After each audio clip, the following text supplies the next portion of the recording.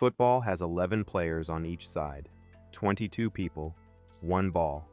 And yet, some players touch the ball far less than you'd expect, which sounds ridiculous. Because if they barely touch the ball, what exactly are they doing? That question is the reason football looks confusing to new fans. And once you understand the answer, football becomes a completely different sport. Here's something most people don't know. Football didn't always have positions.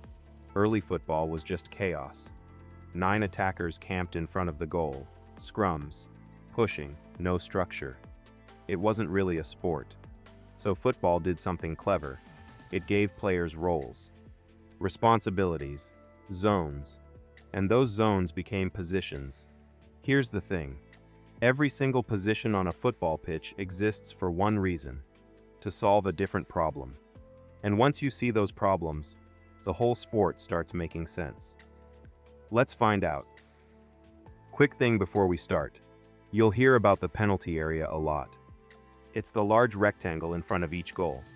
And inside that box, the rules change completely. That's where goals happen.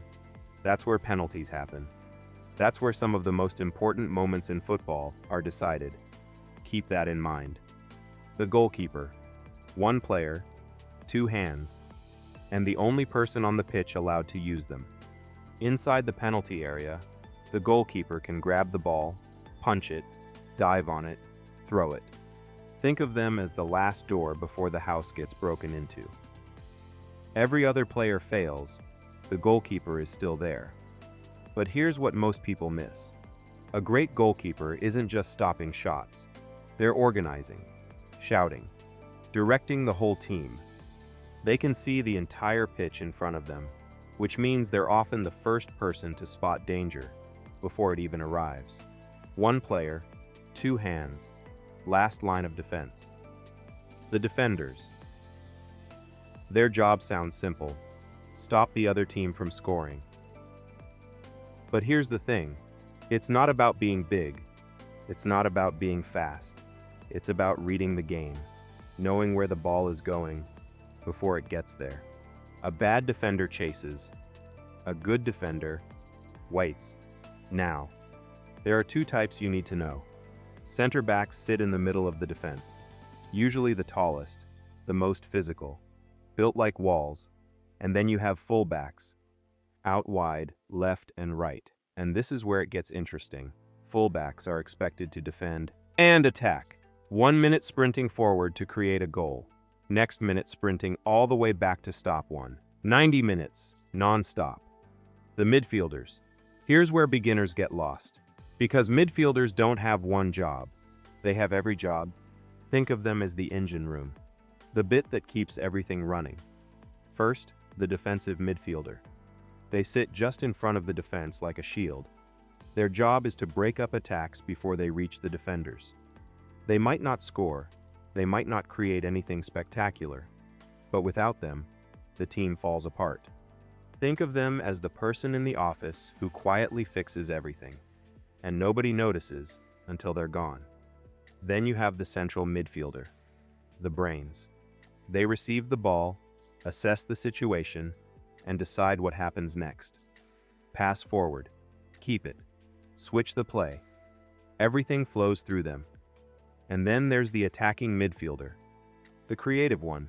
They sit just behind the strikers, finding gaps, slipping passes through, making something out of nothing. Here's the stat that surprises most people. Midfielders cover more distance than any other position. 7, 8, sometimes 11 miles in a single match. 11 miles, while making decisions, while tracking back to defend, while creating chances going forward. They never stop. One quick thing. If you hear a commentator say the number 6 or the number 10, they're talking about positions. The 6 is the defensive midfielder, the shield. The 10 is the creative player, the one trying to unlock the defense. And the 9, that's the striker. Simple. But here's the weird part. Everything I've just described, modern football started breaking it. Defenders who attack, attackers who defend. Goalkeepers who dribble out from the back like midfielders. The positions are real, but football keeps bending them. Keep that in mind as we get to the front of the pitch. The wingers. Wingers play out wide, far left, far right, and their job is to stretch the opponent. By running wide, they pull defenders out of position and open up space in the middle. Then they attack, usually fast, very fast. But here's the twist. Modern football invented something called the inverted winger, a right-footed player on the left side, a left-footed player on the right. Why? Because instead of crossing from wide positions, they cut inside onto their stronger foot and shoot. It sounds backwards. That's the point. Defenders get confused. Spaces open. Goals happen.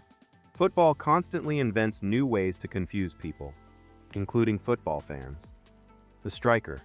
Simplest position to understand. Hardest position to actually do well. Their job? Score goals. Strikers live in and around the penalty area, making runs, timing movements, finding tiny pockets of space between defenders. And when the ball arrives, they finish. But here's what separates a good striker from a great one. It's not pace, it's not power, it's intelligence. The best strikers in history didn't look like they were working very hard.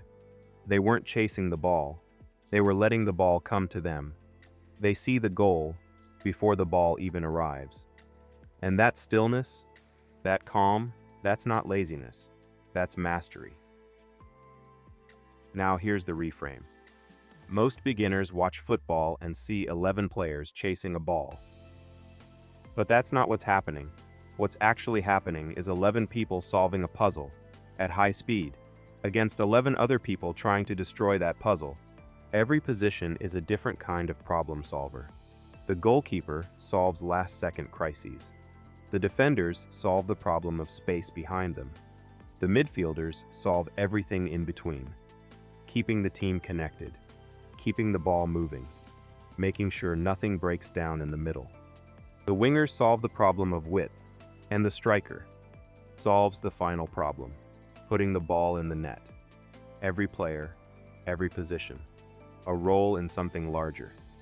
And those numbers you hear, 4-3-3, 4-4-2, they're just describing how many players are in each line. 4 defenders, 3 midfielders, 3 attackers. That's a 4-3-3. Back to front. Now you know. Next time you watch a match, don't watch the ball. Watch the player furthest from it. See where they're moving. See what problem they're solving before the ball even arrives. That's when football stops looking like chaos and starts looking like the most complicated, most beautiful game ever invented.